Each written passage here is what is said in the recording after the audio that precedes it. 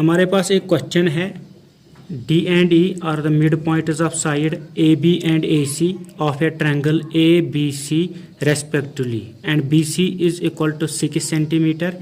If D E is parallel to B C then the length in centimetre of D E is.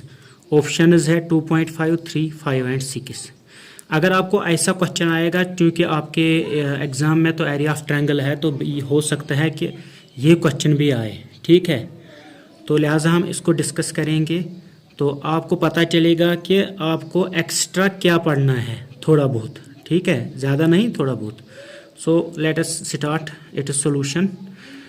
सवाल को पहले समझना है. D and E are the mid points of side A B and A C of a triangle A B C. एक triangle है, ये मैंने बनाया है एक ट्रायंगल ए बी सी.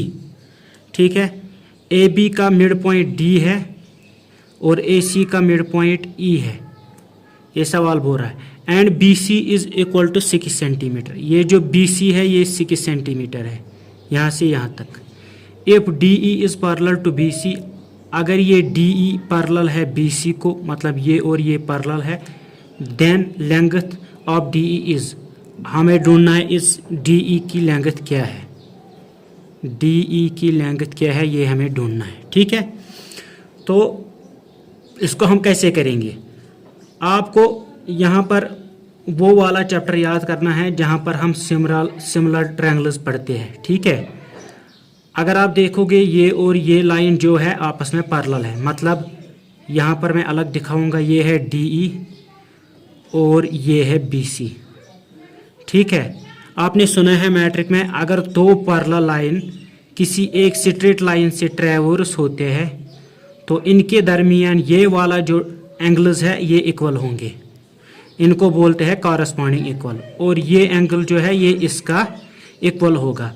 तो यही इसमें कंसेप्ट रहता है. ठीक है, और चूंकि ये ट्रायंगल जो है ए डी ई, ये छोटा वाला ट्रायंगल, और ये जो बड़ा ट्रायंगल है ए बी सी, ये सिमिलर ट्रायंगल्स है. ठीक है, सिमिलर ट्रायंगल्स इसलिए है क्योंकि ये जो बीच वाला है डी ई, ये इसका पैरेलल है. तो ऑब्वियसली ये जो ऊपर वाला ट्रायंगल है ये इसका सिमिलर है. क्यों सिमिलर है? क्योंकि ये वाला ट्रायंगल इस वाले ट्रायंगल के बराबर है, ये वाला एंगल इस वाले एंगल के बराबर है, और ये वाला एंगल इस वाले एंगल के बराबर है. तो ये हो गए सिमिलर.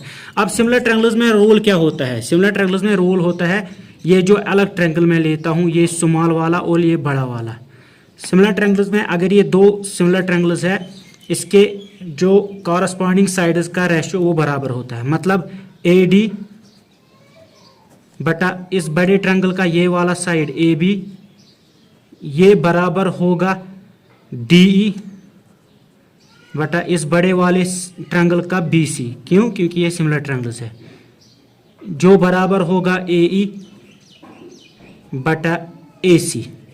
ठीक है, तो हमें क्या ढूंढना है? हमें डी ई ढूंढना है, डी ई का वैल्यू निकालना है. अब चूंकि सवाल में लिखा है ये जो डी है ये मिड पॉइंट है लाइन ए बी का, और ये जो ई है ये मिड पॉइंट है लाइन ए सी का. इसका मतलब ये हुआ ये जो ए डी है ये बराबर है बी डी का.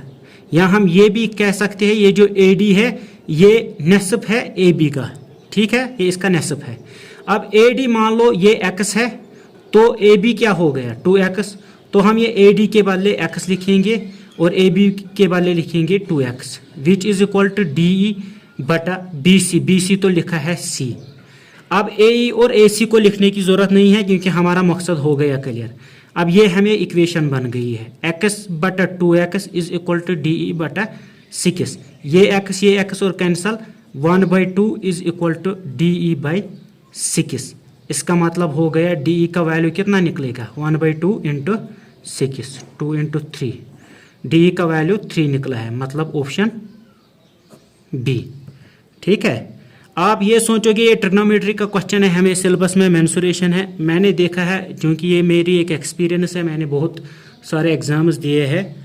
हो सकता है कभी कभार ये आउट ऑफ बॉक्स क्वेश्चंस पूछ सकते हैं, और उस साल जब आउट ऑफ बॉक्स क्वेश्चंस आते हैं तो फिर कैंडिडेट्स कहते हैं इस साल तो आउट ऑफ बॉक्स क्वेश्चन था, तो मेरिट भी कम जाएगा ऑब्वियसली, बट मैं चाहता हूं कि आपकी तैयारी पूरी हो. You have to expect the tough level of paper, you have to expect easy level of paper. If you expect both types of papers and prepare yourself accordingly by expecting both type of papers, tough or easy or moderate, you will obviously get success inshallah. So keep this point in mind and practice almost every type of questions as per your syllabus. पहले priority दे दो main syllabus पे, फिर out जाकर पूरा cover करो. Okay, thank you so much.